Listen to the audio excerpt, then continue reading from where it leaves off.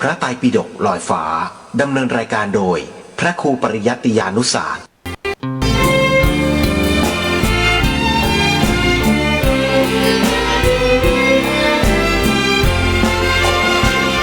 การเกิดเป็นทุกข์เหตุทำให้เกิดทุกข์ช่องทางดับทุกข์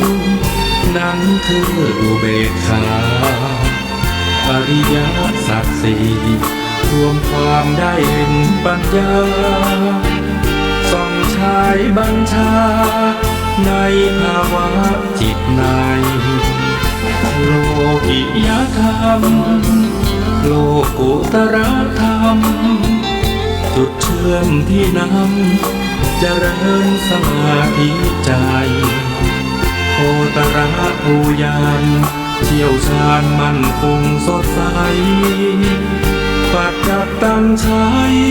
อธิบายถ่ายทอดให้เห็นโคตระภูยานสิ่งที่พระองค์ทรงรู้แต่ไอสไตล์ไม่รู้เหมือนมองไม่เป็นวิทยาศาสตร์ไม่อาจพิสูจน์ประเด็นพระองค์ทรงเห็นเพราะอยู่ในญาณชั้นสูงรู้แจ้งแจ่มชัด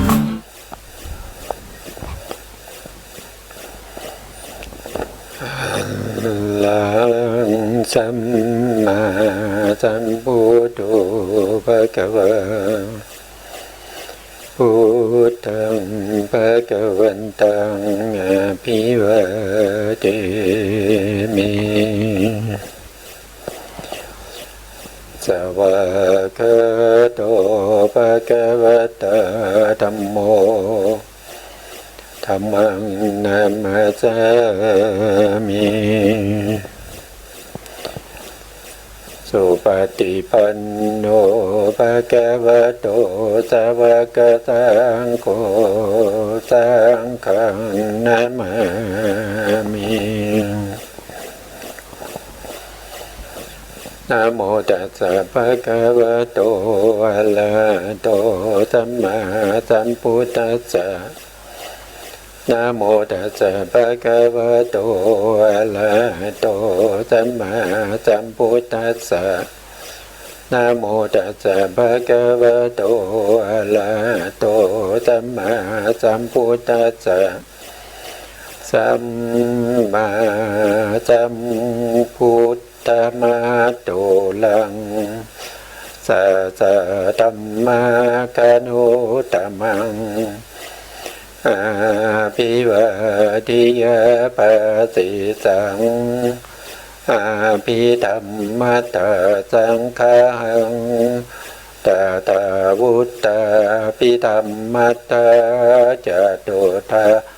ปรมัตตโตจิตตังเจตสิกังโลปังนิพพานามิติสัพพทาขอกราบนมัสการพระมหาเถระพระสังฆาธิการพระเถรานุเถระและขอสวัสดีท่านผู้ฟังและผู้ชมทุกท่านที่ติดตามในรายการพระไตรปิฎกลอยฟ้าในเนื้อหาของพระอภิธรรมนะครับครั้งนี้ก็เป็นครั้งที่16ในเรื่องของสมุจจยสังคหะในปริเฉดที่7นะครับซึ่งเราก็ยังพูดถึงในเรื่องของอกุศล9กองนะครับเริ่มตั้งแต่อาสวะอาสวะโยคะนะครับโยคะคันธะ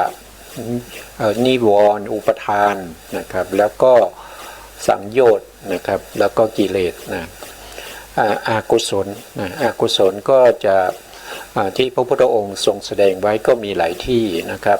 แต่ที่พระอนุโลทาจารย์ท่านได้นำมานะครับนำมาย่อลงในอภิธรรมมัทธสังคหะก็จะเอาเฉพาะเนื้อหาย่อๆมานะครับเมื่อเราศึกษาในอภิธรรมมัทธสังคหะแล้วเราก็ไปเปิดดูในอัตถกถานะครับหรือว่าในพระไตรปิฎกนะครับแต่ที่ผมใช้อยู่ตอนนี้ก็คืออภิธรรม นะครับอภิธรรมเป็นอภิธรรมปิฎกนะครับ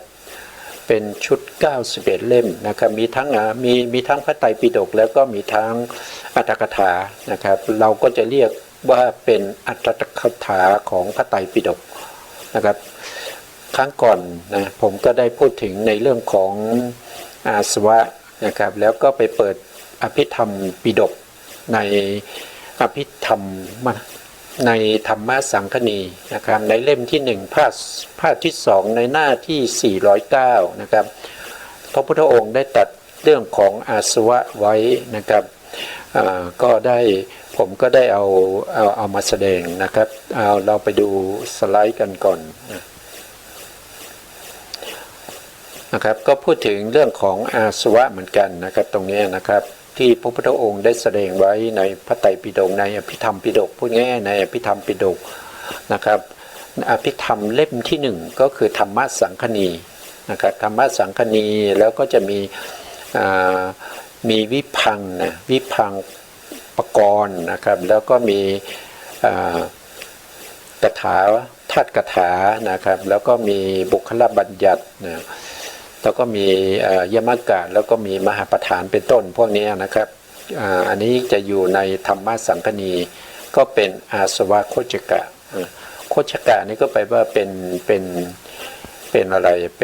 ป็นพวงนะครับเป็นพวงเป็นช่อนะครับโคจกะนี่ท่านแปลว่าอย่างนั้นนะครับก็คืออาสวะเนี่ยที่เป็นโคจกะนี้ก็จะมีทั้งที่เป็นอาสวะแล้วก็ธรรมที่เป็นอารมณ์ของอาสวะธรรมที่ไม่เป็นอาสวะอะไรพวกนี้นะครับท่านจะได้พูดถึงในลักษณะอย่างนั้นเราจะได้เรียนโดยละเอียดเนี่ยก็จะอยู่ในชั้นจุลเอกนะครับอยู่ในชั้นจุลเอกในเรื่องของติกะมาติกานะครับแล้วก็ทุกกะมาติกานะครับทั้งหมดก็498นะครับทุกกะนะครับก็จะว่ากันต่อไปในโอกาสต่อไปถ้าเรามีเวลาที่จะได้ศึกษาร่วมกันนะครับอันนี้ผมก็ได้พูดไปบ้างแล้วนะครับก็คืออาสวะเนี่ยที่พระอนุรุทธาจารย์แสดงไว้ก็มี4นะครับเรามาดูในธรรมสังคณีซึ่งเป็นอภิธรรมปิฎกเนี่ยท่านก็พระพุทธองค์ก็แสดงไว้4เหมือนกันนะก็จะมีกามาสวะนะกามาสวะก็คือได้แก่โลภะเจตสิกนะครับโลภะเจตสิกที่ประกอบในโลภะมูลจิต8นะแล้วก็ภาวาสวะก็คือได้แก่โลภะ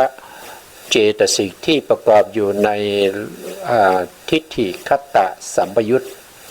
นะครับทิฏฐิเท่าทีนะครับภาวาสวะก็คือตัวทิฏฐิเจตสิกที่ประกอบอยู่ในโลภะมูลจิตประเภทที่เป็นทิฏฐิคตาวิปยุตไม่ใช่3นะเป็นวิปยุตนะครับ4ดวงนะ4ดวงแล้วก็ทิฏฐาสวะก็คือตัวทิฏฐิเจตสิกที่เกิดในโลภะมูลจิตที่เป็นประเภทที่เป็นทิฏฐิสัมปยุตอันนี้ทิฏฐิประสัมปยุตนะครับ4ดวงนะครับอันนี้ทิฏฐิวิปยุต4ดวงแต่กามาสวะนี่เป็นโลภะที่อยู่ในโลภะมูลจิตทั้ง8เลยอันนี้8นะครับอันนี้ที่วิปยุต4นะอันนี้สัมปยุต4นะครับส่วนอวิชชาสวะนะอวิชชาสวะก็คือได้แก่โมหะเจตสิกก็คือถ้าเราก็คืออวิชชานั่นเองนะโมหะนะโมหะก็คือความไม่รู้นะความไม่รู้ในธรรมทั้ง8ประการนะครับอันนี้เป็นที่พระพุทธองค์ทรงแสดงไว้แล้วก็มาอธิบายในส่วนที่เป็นอาสวะเป็นยังไงเป็นไฉนเนี่ยเราได้พูดกันไปแล้วนะครับแล้วก็มาพูดถึงภาวาสวะนะครับภาวาสวะคืออะไรนี้เราก็ได้พูดไปแล้วนะแล้วก็พูดถึงทิฏฐาสวะนะครับทิฏฐาสวะก็คือทิฏฐิเราก็ได้พูดไปนะแล้วเราก็มาพูดอยู่ที่อวิชชานะครับอวิชชาก็คือความไม่รู้4ประการด้วยกันนะก็คือความไม่รู้ในเรื่องของทุกข์ความไม่รู้ในเรื่องของเหตุให้เกิดทุกข์เรียกว่าทุกขสมุทัยนะครับแล้วก็ความไม่รู้ในทุกขนิโรธความไม่รู้ทุกขนิโรธนี่หมายถึงพระนิพพานนะครับตรงนี้หมายถึงพระนิพพานไม่รู้พระนิพพานนะแล้วก็ความไม่รู้ทุกขนิโรธคามินีปฏิปทา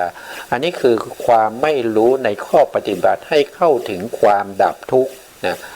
นะอันนี้ก็คือมรรคนั่นเองนะครับแล้วก็ไม่รู้ในเรื่องของขันธ์อายตนะที่เป็นอดีตนะไม่รู้ในเรื่องของขันธ์อายตนะที่เป็นอนาคตนะครับแล้วก็ไม่รู้ทั้ง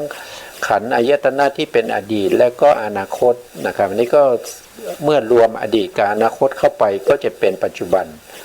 นะครับก็คือไม่รู้ในปัจจุบันนี้เองเราไม่รู้จักขันธ์ไม่รู้จักอายตนะไม่รู้จักธาตุนะครับแล้วเราก็มาอธิบายในเรื่องของปฏิจจสมุปบาทปฏิจจสมุปบาทก็จะมีอยู่3ในด้วยกันนะ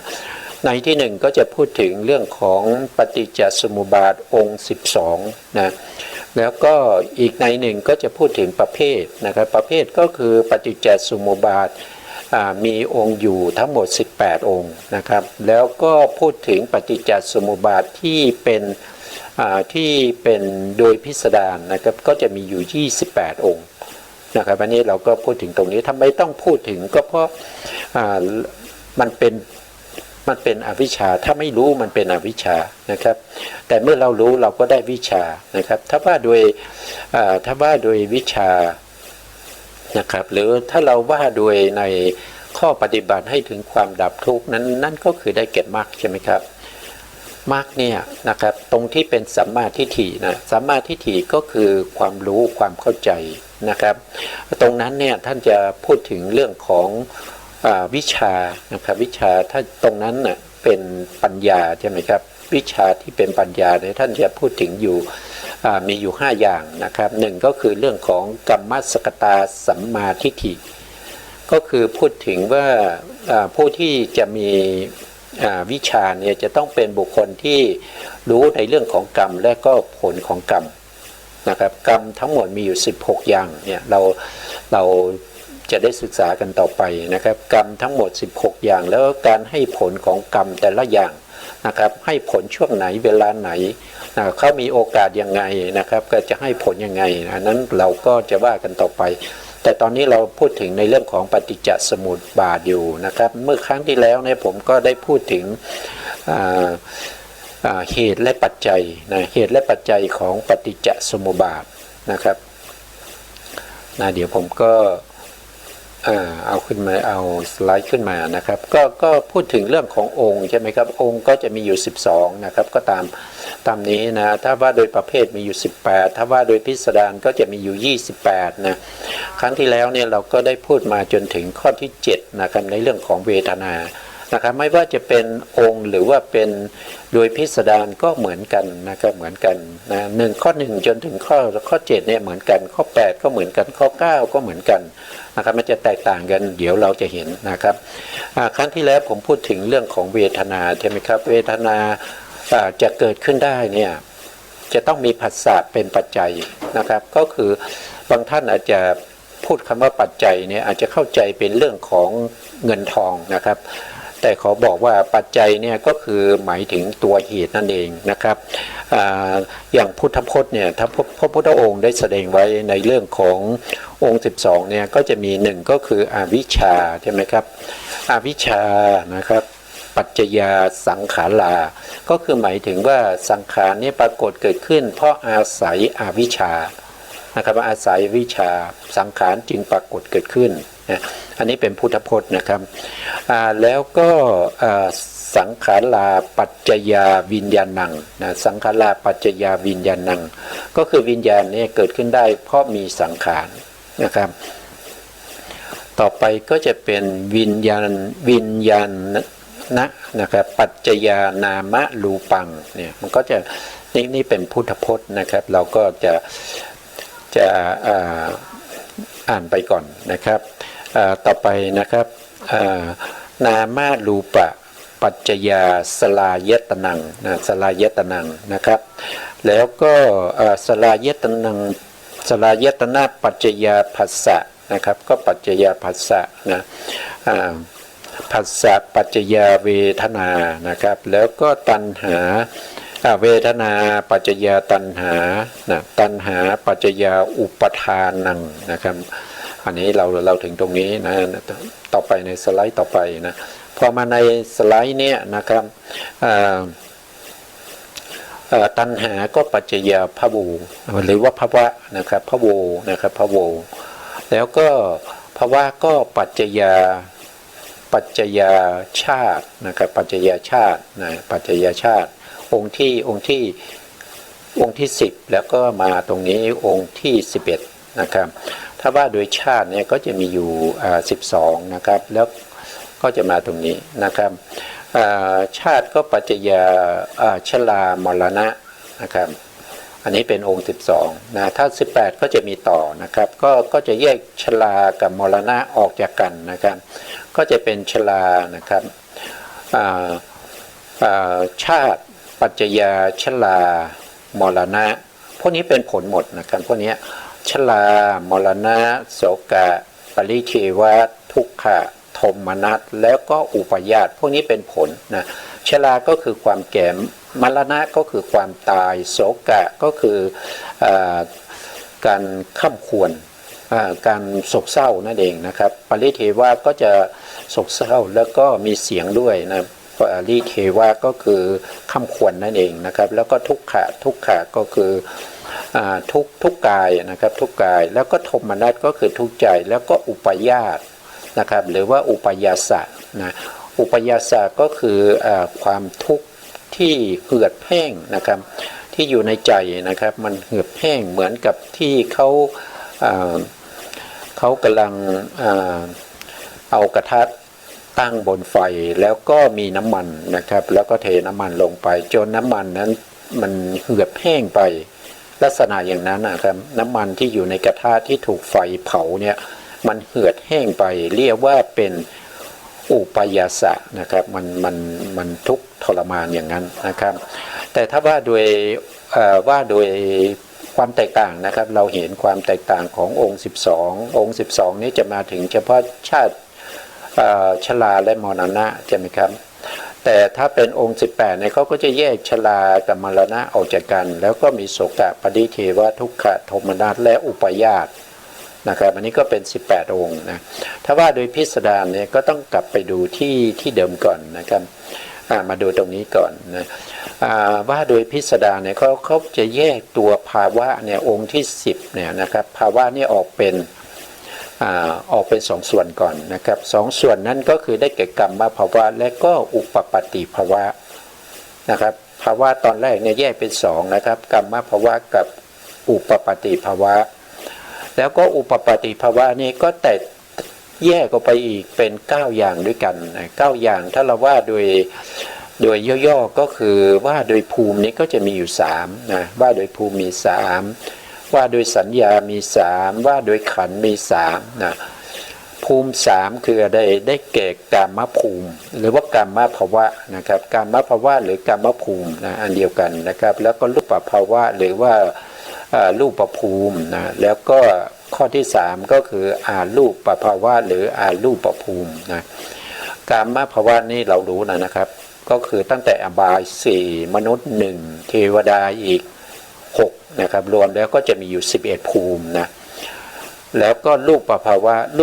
วะก็จะเริ่มตั้งแต่ปริสัชชาปุโรหิตามหาพรหมนะขึ้นไปจนถึงเวหพลา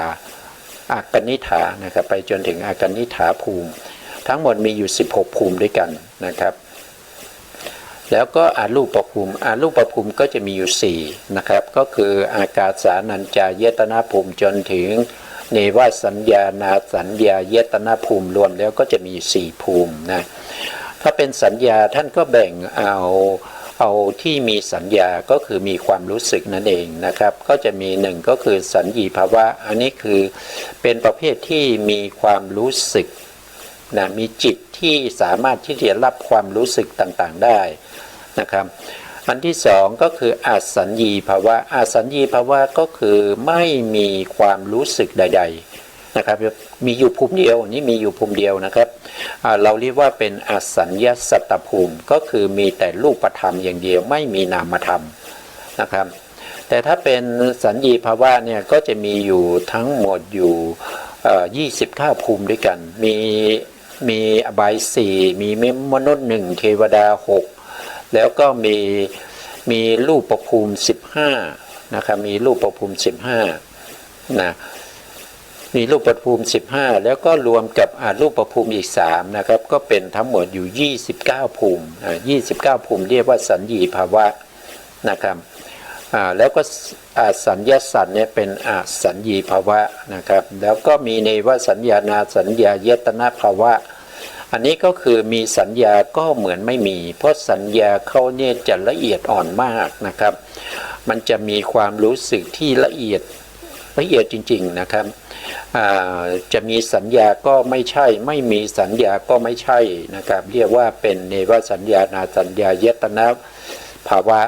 ซึ่งเป็นรูปภูมิชั้นที่4นะครับชั้นที่4นะส่วนขันธ์เนี่ยก็จะแยกออกเป็น3นะครับก็คือได้แก่เอกะโวกาลภาวะอันนี้ก็คือมีขันธ์1เอกานี่แปลว่า1นะครับ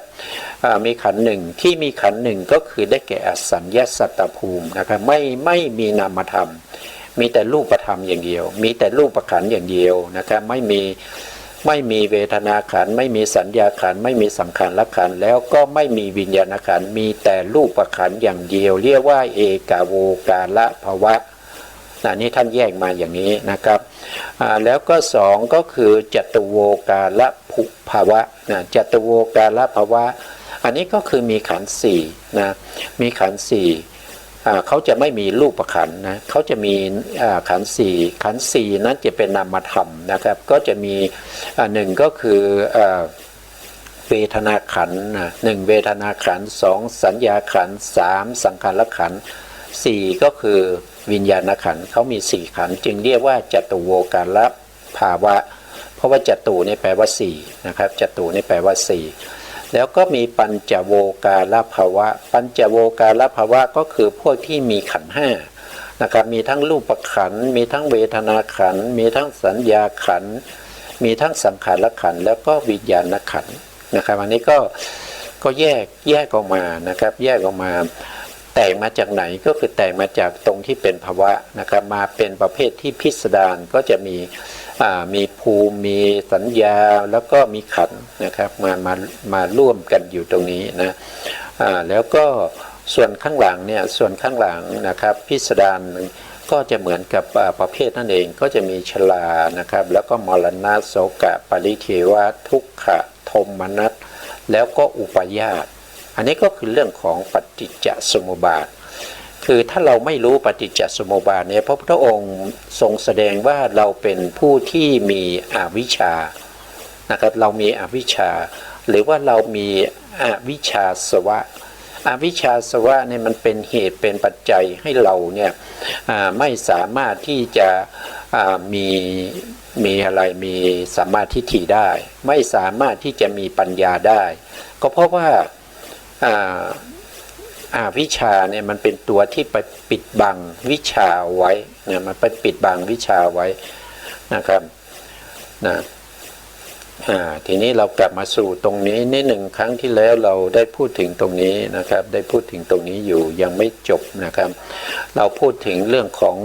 ข้อที่7ก็คือเวทนานะครับเวทนาก็คือเจตสิกตัวหนึ่งนะครับเจตสิกที่ชื่อว่าเวทนาเจตสิกอยู่ตรงนี้นะเวทนาเจตสิกเนี่ยที่เขาเกิดขึ้นได้เนี่ยก็เพราะว่าเขามีเหตุทำให้เขาเกิดเหตุที่ทำให้เขาเกิดนั่นก็คือตัวภาษานะครับตัวภาษาตรงนี้ตัวภาษาก็เป็นเจตสิกตัวหนึ่งนะครับก็อยู่ตรงนี้นะเป็นเจตสิกองค์แรกในเจตสิกทั้งหมด52เนี่ยเขาเป็น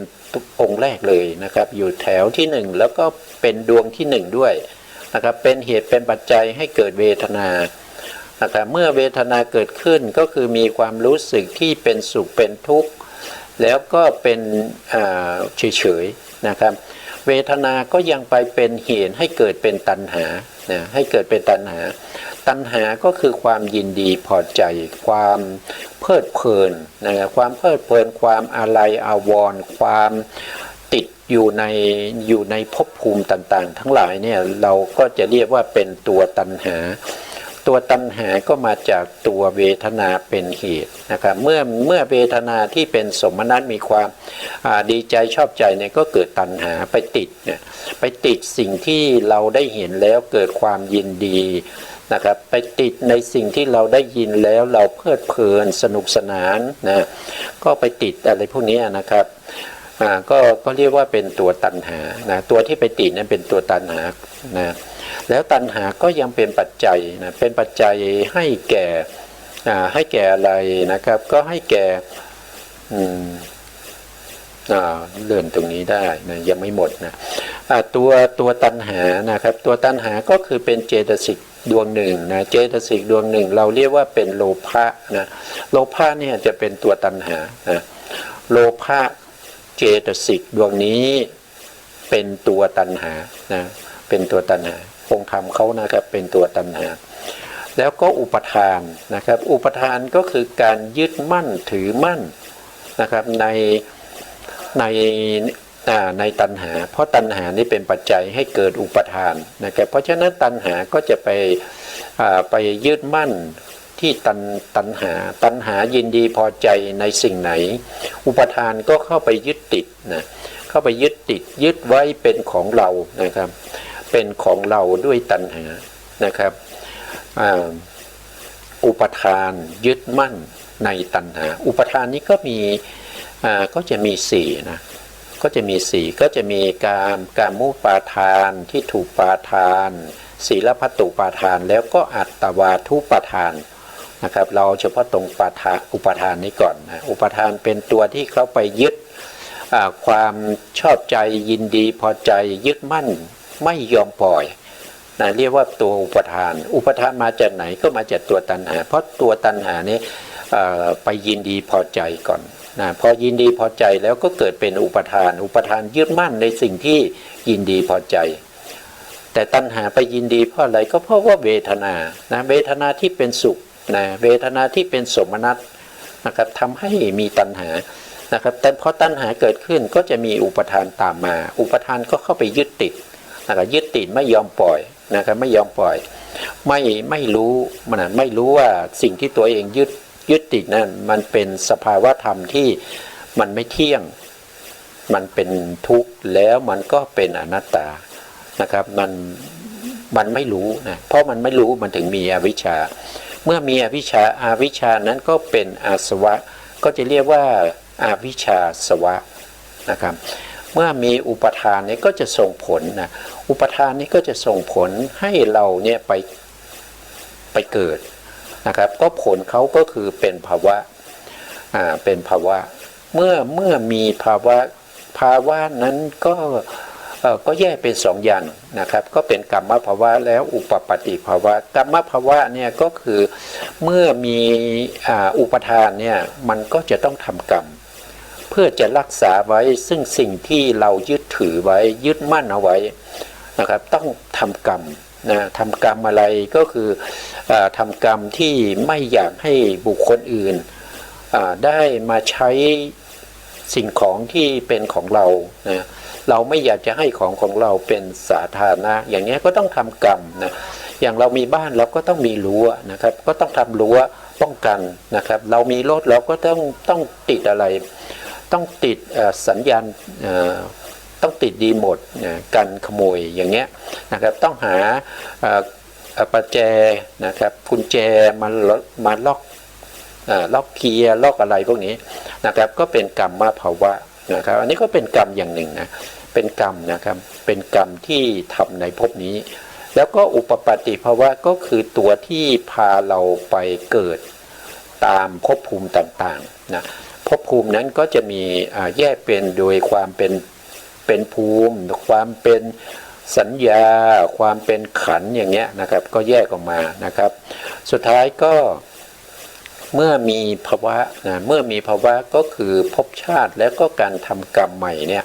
นะก็จะส่งผลให้เราต้องเกิดนะการเกิดก็คือ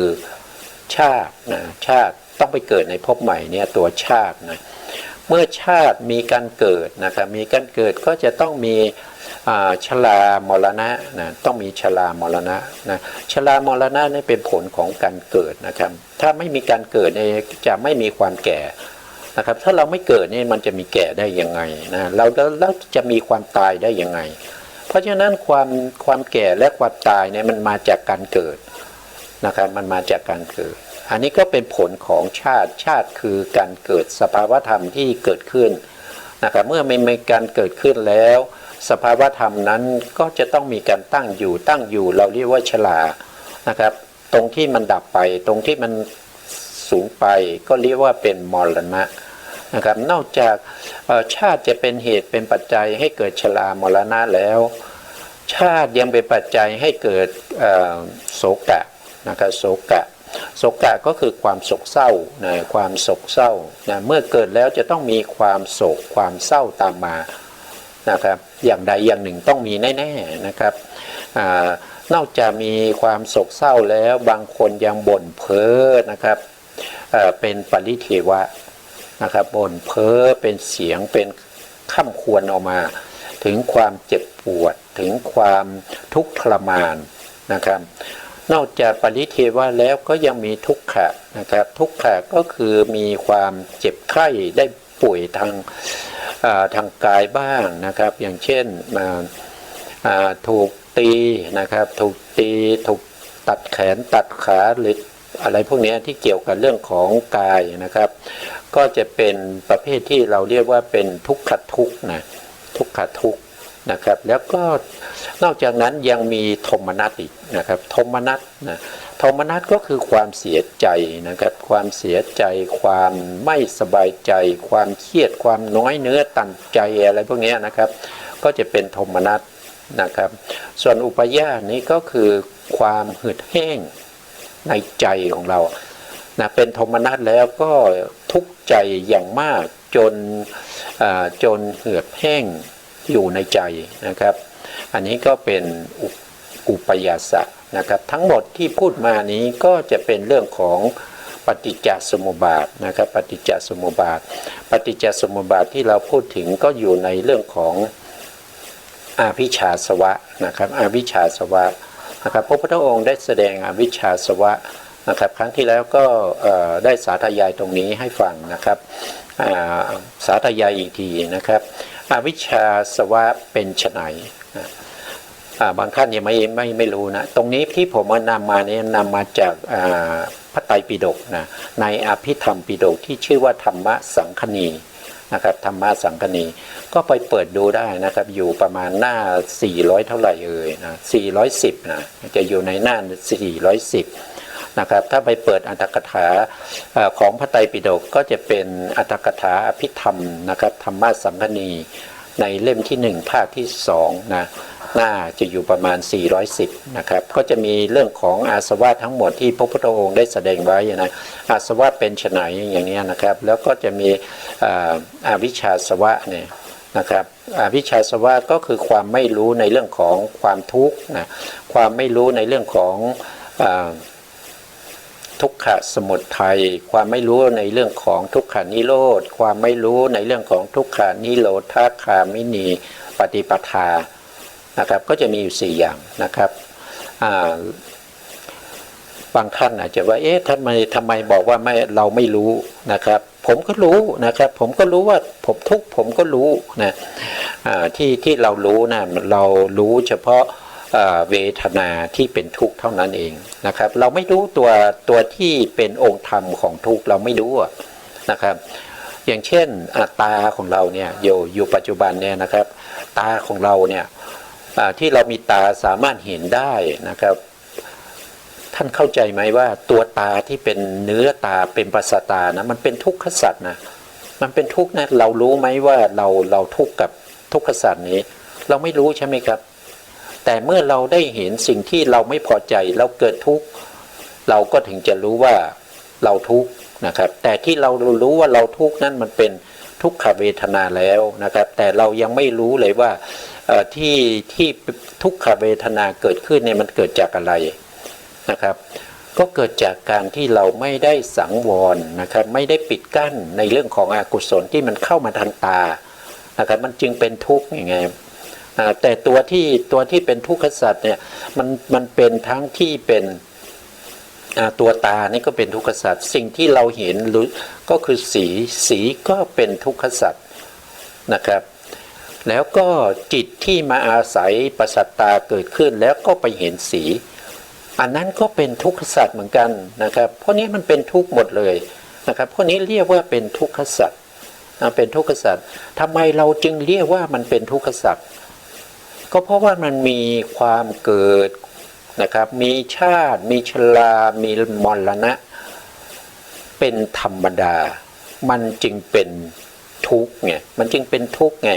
ถ้ามันไม่มีชาติไม่มีการเกิดใช่ไหมครับไม่มีการเกิดมันจะมีความแก่มาได้อย่างไรนะมันจะมีความแก่ความตายได้อย่างไรเมื่อมันไม่มีความเกิดไม่มีความแก่ไม่มีความตายมันก็ไม่ใช่ทุกขสัตว์มันไม่ใช่ทุกขสัตว์นะแต่นี่มันมี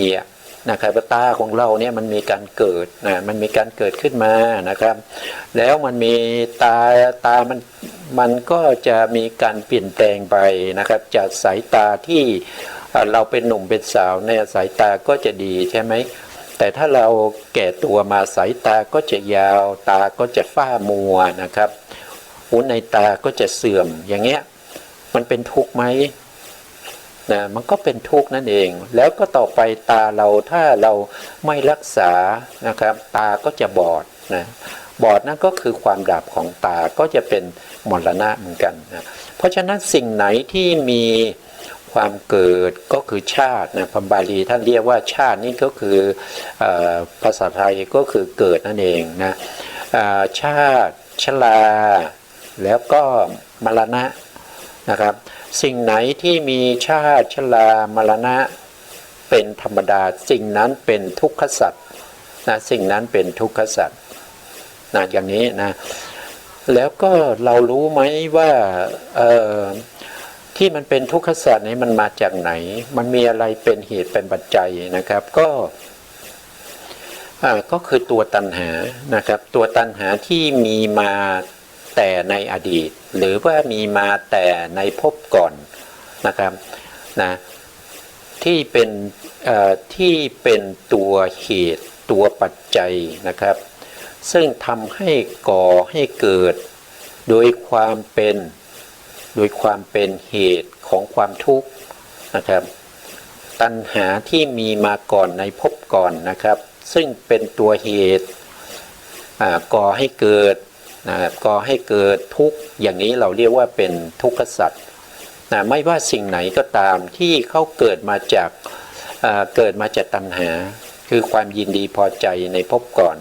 เกิดมาจากอวิชชานะครับเกิดมาจากกรรมเกิดมาจากอาหารนะครับอาหารเป็นตัวหล่อเลี้ยงนะเป็นตัวหล่อเลี้ยงแล้วก็เกิดจากความลักษณะอาการของการเกิดเนี่ยเราเรียกว่าสิ่งเหล่านี้ว่าลักษณะอาการพวกนี้เราจะเรียกว่าเป็นทุกขสมุทัยนะครับก็คือเป็นเหตุให้เกิดทุกข์นั่นเองนะเป็นเหตุให้เกิดทุกข์ในร่างกายของเราเนี่ยนะถ้าเราพิจารณาให้ดีนะมันไม่มีส่วนไหนเลยที่ไม่มีการเกิดนะไม่มีความแก่แล้วก็ไม่มีความตายเนี่ยมันไม่มีนะครับแล้วสิ่งพวกนี้ก็เกิดจากกรรมในอดีตนะเกิดจากกรรมเกิดจากตัณหาเกิดจากอวิชชานะครับที่ในอดีตที่เราเคยทำไว้จึงทำให้เราเนี่ยต้องมามีสิ่งพวกนี้นะเมื่อมีสิ่งพวกนี้ก็เป็นตัวทุกข์ให้เราในภพนี้แล้วในที่สุดเขาก็จะดับไปนะครับแล้วก็ไปถือเอาทุกข์อันใหม่ในภพใหม่ต่อไปนะอันนี้ก็คือการเวียนว่ายในสังสารวัฏนะครับแล้วทุกพวกนี้เขาก็เกิดขึ้นแล้วก็เขาก็ดับไปนะครับเขาก็ดับไปโดยธรรมชาติของเขาอยู่แล้วนะอย่างที่เขาดับไปเนี่ยเราไม่เรียกว่าเป็นนิโรธนะเพราะว่าธรรมชาติเขาเกิดขึ้นตั้งอยู่แล้วก็ดับไปมันเป็นธรรมชาติอยู่แล้วมันก็เกิดขึ้นอีกตั้งอยู่ดับไปเป็นธรรมดานะครับแต่ที่เราเรียกว่าเป็นนิโรธเนี่ยคือพระนิพพานเนี่ยนะครับคือเราจะต้องทำให้เขาไม่เมื่อเขาดับไปแล้วไม่ให้เขาเกิดอีกนะครับไม่ให้เขาเกิดอีกนะครับ ถ้าเขาไม่เกิดอีกนั้นเรียกว่าเป็นนิโรธนิโรธก็คือพระนิพพานทำให้ทุกข์นั้นไม่เกิดอีกนะครับเมื่อเราได้นิพพานเนี่ยก็คือทำให้ทุกข์นั้นไม่เกิดอีกก็จะเรียกว่าทุกขนิโรธนะครับทุกขนิโรธนะแล้วก็เรารู้หรือเปล่าว่าเราจะทำยังไงให้ทุกข์ทั้งหลายที่ดับไปแล้วไม่ให้เกิดอีกนะครับนะตรงนี้เราจะเรียกว่าเป็นทุกขนิโรธคามินีปฏิปทาก็คือหนทางที่นำไปสู่ความดับทุกข์นะความดับทุกข์ในที่นี้หมายถึงว่าไม่ให้เขาเกิดอีกนะเขาดับไปแล้วไม่ให้เขาเกิดอีกนะพูดง่ายๆก็คือถ้าเรายังมีอนุสัยกิเลสนอนเนื่องอยู่ในขันธสันดานเนี่ยยังจะต้องเกิดอีกนะถ้าเราไม่ประหารอนุสัยให้หมดนะครับอนุสัยมีอยู่7อย่างนะครับแต่ละอย่างก็จะมีชั้นของอนุสัยอยู่นะครับเพราะฉะนั้นมันจึงมีเชื้อไงมันมีเชื้อมีเหตุที่เราจะต้องมีทุกข์ต่อไปเรื่อยๆนะครับข้อปฏิบัติให้ถึงความดับทุกข์นั้นเราก็จะเรียกว่าเป็นทุกขันนิโรธคามินีปฏิปทาคือข้อปฏิบัติให้ถึงความดับทุกข์ข้อปฏิบัติให้ถึงความดับทุกข์ในที่นี้ก็คือได้แก่มรรคมีองค์8นั่นเองมี1ก็คือสัมมาทิฏฐิใช่ไหมครับสัมมาทิฏฐิสัมมาสังกัปปะสัมมาวาจาสัมมากัมมันตะสัมมาชีวะสัมมาวายามะสัมมาสติแล้วก็สัมมาสมาธิองค์8องค์นี้เป็นข้อปฏิบัติให้ถึงความดับทุกข์นะครับเรียกว่าเป็นมรรคสัจนะอันนี้ถ้าเราไม่รู้เราก็ถือว่าเรามีอวิชชานะครับอันนี้ก็มี4ข้อนะครับแล้วก็ยังมีขันธ์อายตนะธาตุที่เป็นมาในอดีตเราไม่รู้นะเราไม่รู้ว่าเราเคยมีมาแล้วเราเป็นมาแล้วนะครับอันนี้ก็เป็นอวิชชาเหมือนกันแล้วก็ไม่รู้ขันธ์อายตนะธาตุที่จะเป็นไปในอนาคตด้วยนะครับที่จะเป็นไปในอนาคตที่จะมีในโอกาสข้างหน้าอีกนะนั่นก็แสดงว่าเรามีอวิชชานะครับแล้วก็ไม่รู้ขันธ์อายตนะที่เป็นอดีตกับอนาคตรวมกันแล้วก็จะเป็นปัจจุบันเนี่ยปัจจุบันเรารู้ไหมว่าเรามีขันธ์ห้าเรารู้ไหมอะไรเป็นอายตนะเรารู้ไหมอะไรเป็นธาตุนะครับในตัวเราเนี่ยนะครับถ้าเราไม่รู้ก็ถือว่าเรามีอวิชชาสวะแล้วก็ไม่รู้ในเรื่องปฏิจจสมุปบาทนั่นก็คือเราก็ไม่รู้เหตุปัจจัยให้เกิดทุกข์นั่นเองนะอันนี้ก็เป็นเรื่องของอาสวะนะครับอาสวะ4นะครับมีตั้งแต่กามาสวะนะครับแล้วก็ภาวาสวะทิฏฐาสวะแล้วก็อวิชชาสวะนะต่อไปท่านจะพูดถึงเรื่องอะไรนะครับทีนี้เรามาดูต่อนะ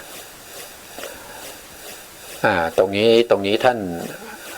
ก็พูดถึงในพระไตรปิฎกอยู่นะครับในอภิธรรมปิฎกธรรมสังคณีเล่ม1ภาค2ในหน้าที่411นะครับสภาวะธรรมเหล่านี้ชื่อว่าธรรมเป็นอาสวะธรรมเป็นอาสวะเป็นไฉนนะครับธรรมเป็นอาสวะเป็นไฉนพระพุทธองค์ก็แสดงนะครับเว้นจากอาสวะธรรมเหล่านี้เสียนะครับก็คือเว้นจากอาสวะธรรมนะกุศลธรรมอกุศลธรรมพยากตธรรมนะครับที่เป็นกามาวจรนะรูปาวจรรูปาวจรโลกุตละที่เหลือหรือเวทนานะครับเวทนานี่เป็นขันธ์นะครับเวทนาขันธ์เขาเขาเปไว้ตรงนี้นะครับก็คือนอกจากเวทนาขันธ์สัญญาขันธ์สังขารขันธ์วิญญาณขันธ์วิญญาณขันธ์แล้วก็รูปทั้งหมดนะครับและอสังคตธรรมอสังคตธรรมนี้ก็หมายถึงพระนิพพานนะครับสภาวะธรรมเหล่านี้ชื่อว่าไม่เป็นอาสวะนะครับใน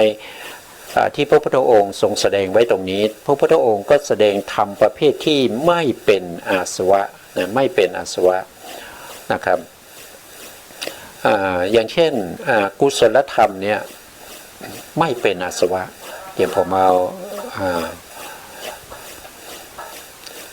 นะครับเรามาดูกุศลธรรมนะครับ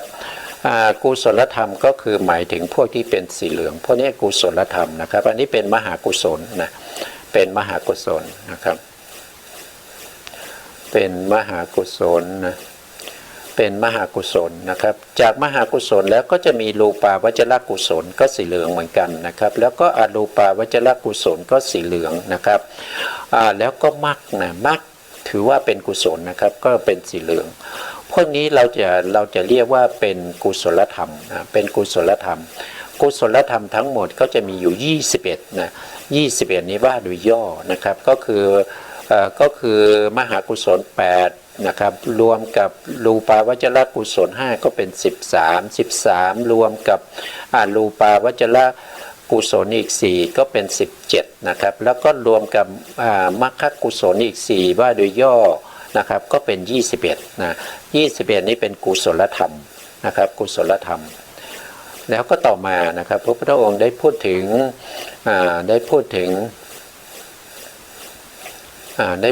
อกุศลใช่ไหมอกุศลธรรมอกุศลธรรมก็คืออะไรก็คืออกุศลจิต11อกุศลจิต11เว้นอะไรก็คือเว้นเจตสิกที่ประกอบอยู่ในอกุศลที่เป็นอาสวะที่เป็นอาสวะก็คือมี1ก็คือโลภะใช่ไหมครับโลภะนี่ประกอบอยู่ในโลภะมูลจิต8อันนี้เอาออกไปนะครับเพราะว่าเขาเป็นอาสวะแต่ตอนนี้เรากำลังหาธรรมที่ไม่เป็นอาสวะนะครับโลภะมูลจิตโลภะเจตสิกที่เกิดในโลภะมูลจิตนะครับออกไปนะแล้วก็เว้นทิฏฐิด้วยนะครับทิฏฐิที่อยู่ในโลภะทิฏฐิคตสัมปยุตนะก็อยู่ตรงนี้นะแล้วก็เว้นอวิชชาด้วยอวิชชาก็คือโมหะนี้ก็จะประกอบอยู่ในอกุศลจิตทั้ง12เลยนะเพราะฉะนั้นถ้าอกุศลจิตเว้นในส่วนโทษทีนะครับอกุศลธรรมตรงนี้นะครับก็คือได้แก่ตัวจิตที่เป็นอกุศลจิต12นะแล้วก็เจตสิกอื่นๆยกเว้นเจตสิกอยู่3ดวงนะครับเจตสิก3ดวงนั่นก็คือได้แก่โลภะเจตสิกทิฏฐิเจตสิกแล้วก็โมหะเจตสิกนะครับเว้นอาสวะองค์ธรรม3นี้ไปนะครับก็คือกามาสวะภาวาสวะทิฏฐาสวะอวิชชาสวะ3องค์นี้ไปนะครับนอกนั้นเป็นสภาวธรรมที่เป็นอกุศลธรรมนะครับอกุศลธรรมหมายถึงอกุศลจิต12พร้อมด้วยเจตสิกอื่นๆที่ไม่ใช่อาสวะเจตสิกนะครับอันนี้เรียกว่าเป็นอกุศลธรรมนะต่อไปนะครับอภยกตธรรมอภยกตธรรมเนี่ยก็คือหมายถึงสภาวธรรมที่เว้นอกุศลเว้นอกุศลเว้นกุศลนะครับถ้าว่าโดยจิตเนี่ยพูดง่ายๆก็คือได้แก่วิปากจิตนะครับที่เป็นสีเขียวนะครับแล้วก็กิริยาจิต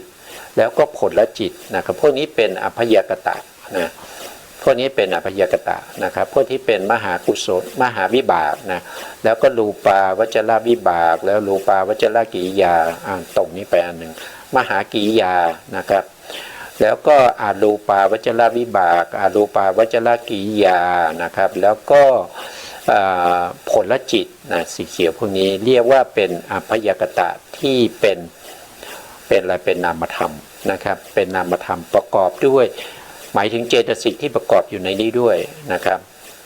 นอกจากนั้นแล้วอภยกตะยังมีรูปด้วยนะครับรูปทั้งหมด28ก็เป็นอภยกตะนะครับก็เป็นอภยกตะนะที่เป็นกามาวจรกามาวจรก็คือได้แก่เฉพาะตรงนี้นะครับที่เป็นกามจิตตรงนี้นะครับตั้งแต่อกุศลจิตลงมานะครับตั้งแต่อกุศลจิตลงมานะครับแล้วก็เหตุกจิต18แล้วก็กามาวจร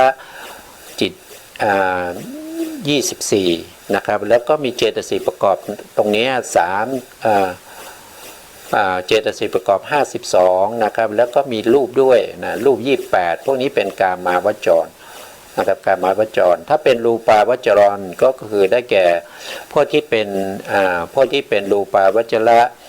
กุศลรูปาวจระวิบากรูปาวจระกิริยาแล้วก็เจตสิกที่ประกอบในนี้35นี้นะแล้วมีแค่นี้นะครับอันนี้เป็นรูปาวจรรูปาวจรนะครับรูปาวจรก็คือได้แก่รูปนะรูปาวจรจิต12นะครับพวกนี้พร้อมด้วยเจตสิกที่ประกอบด้วยนะแล้วโลกุตระก็คือได้แก่มรรคจิต4ผลจิต4แล้วก็นิพพาน1นะครับเรียกว่าเป็นโลกุตระนะโลกุตระธรรม9นะครับมรรค4ผล4นิพพาน1เรียกว่าโลกุตระนะแล้วก็อะไรอีกนะครับที่เหลือนะที่เหลือก็คือได้แก่เวทนานะครับเวทนาขันธ์สัญญาขันธ์สังขารขันธ์วิญญาณขันธ์นี่ก็เป็นสภาวธรรมที่ไม่เป็นอาสวะนะครับไม่เป็นอาสวะรูปทั้งหมดก็ไม่เป็นอาสวะแล้วก็สังคตธรรมได้แก่พระนิพพานก็ไม่เป็นอาสวะสภาวธรรมเหล่านี้ไม่ชื่อว่าธรรมที่เป็นอาสวะนะครับทีนี้เราก็รู้แล้วนะรู้อะไรก็คือรู้ว่าธรรมที่เป็นอาสวะนี่คืออะไรนะครับแล้วก็ธรรมที่ไม่เป็นอาสวะคืออะไรนะครับแล้วก็รู้ว่าองค์ธรรมของอาสวะคืออะไรบ้างนะครับความหมายของอาสวะมีอะไรบ้างอย่างเงี้ยเรารู้แล้วนะครับทีนี้ต่อมาเราก็มาดูต่อนะครับที่พระพุทธองค์ทรงแสดงไว้เนี่ยนะท่านก็จะพูดถึงธรรมที่เป็นอารมณ์ของอาสวะนะครับธรรมที่เป็นอารมณ์ของอาสวะนะครับปกติแล้วอาสวะจะเกิดขึ้นได้นะครับก็จะต้องมีอาสวะ